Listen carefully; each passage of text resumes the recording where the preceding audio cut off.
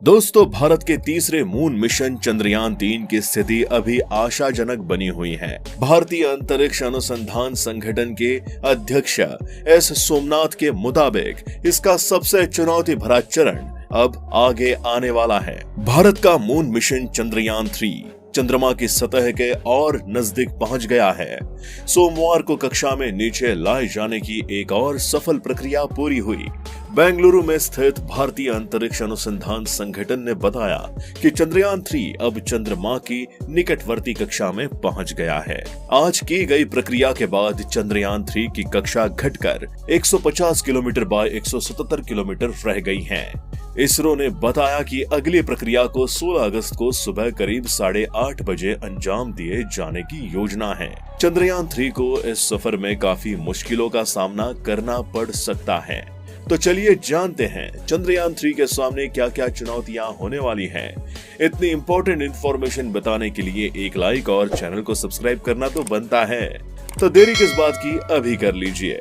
दोस्तों, अब चंद्रयान का ऑर्बिट सर्कुलराइजेशन फेज शुरू हो गया है, यानी चंद्रयान अंडाकार कक्षा से गोलाकार कक्षा में आना शुरू हो गया है। इसरो अब 16 अगस्त को सुबह 8:30 बजे अगला ऑपरेशन परफॉर्म करेगा। इसमें इसरो के बेंगलुरु स्थित हेडक्वार्टर से वैज्ञानिक चंद्रयान के थ्रस्टर फायर कर उसे 100 किलोमीटर बाय 100 किलोमीटर की गोलाकार कक्षा में लाएंगे। चंद्रयान ने जब पहली बार चंद्रमा की कक्षा में एंट्री की थी तो उसकी ऑर्बिट 164 किलोमीटर बाय 18,074 किलोमीटर थी।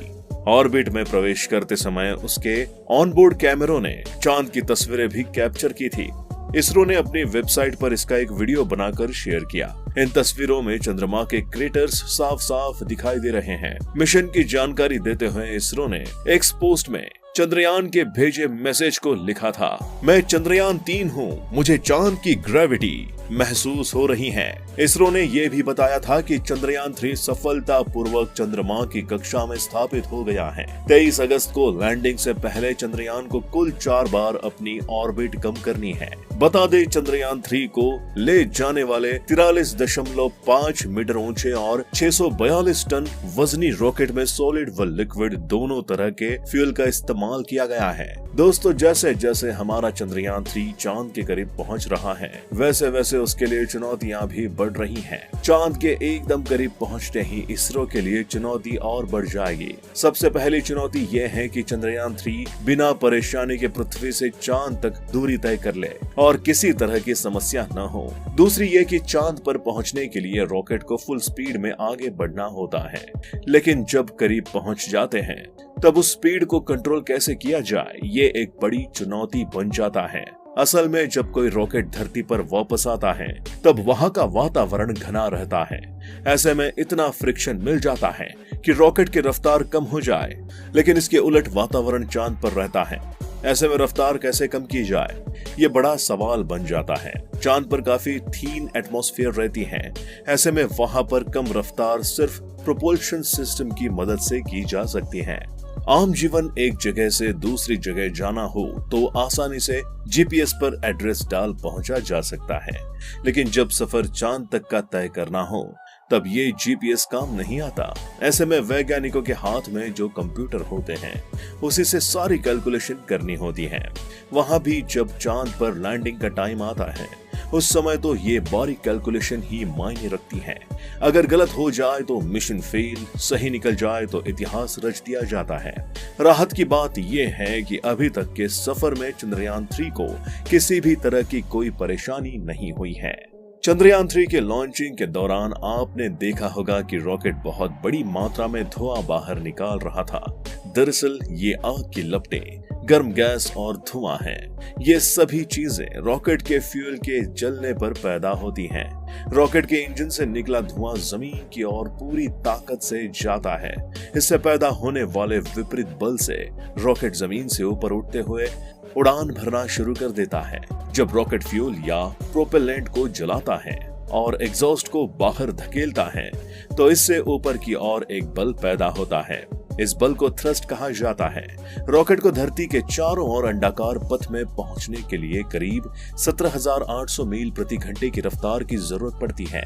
दोस्तों, भारत में एक चीज हमें हमेशा से सिखाई गई है कि अपने संसाधनों का भरपूर इस्तेमाल करें, संभव हो तो उनका पुनः उपयोग भी करें। जैसे जब चंद्रयान 2 भेजा गया था तो उसके 3 हिस्से थे, ऑर्बिटर, लैंडर और रोवर। ऑर्बिटर कामयाब रहा और वो अभी भी चांद की ऑर्बिट में घूम रहा है। तो इस बार जब हमने चंद्रयान 3 भेजा तो ऑर्बिटर का प्रयोग नहीं किया, क्योंकि ऑर्बिटर वहां पहले से मौजूद है। ऐसे में हमारे ऑर्बिटर की पूरी लागत इस बार बच गई। इसरो की सबसे अच्छी बात यह है कि ये ज्यादातर काम इन हाउस करते हैं, यानी काफी तकनीक वो खुद से डेवलप कर लेते हैं, जिससे कम लागत में हम बड़े मिशन को अमल में ला रहे हैं। चंद्रयान भारत का महत्वाकांक्षी अंतरिक्ष प्रोजेक्ट है।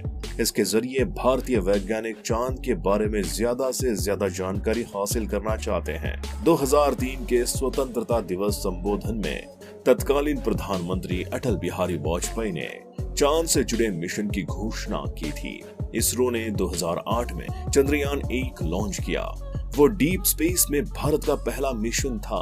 2019 में चंद्रयान 2 को लॉन्च किया गया।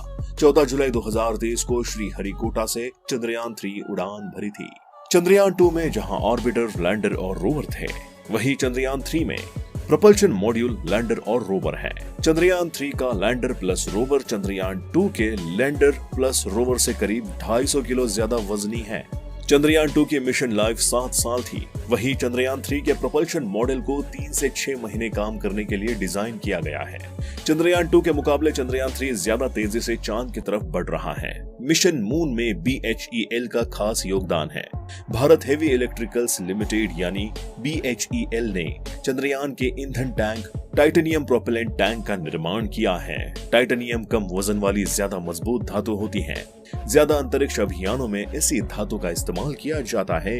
यही नहीं, BHEL ने यान को ऊपर ले जाने में मदद करने वाला प्रोपल्शन मॉड्यूल भी उपलब्ध कराया था। BHEL ने मिशन मून के लिए सभी उपकरण देश में ही बनाए थे। चंद्रयान 3 के लैंडर मॉड्यूल में लगी बैटरीज भी BHEL ने ही बनाई हैं। ये बैटरियां लैंडर की ऊर्जा जरूरतों को पूरा कर रही हैं।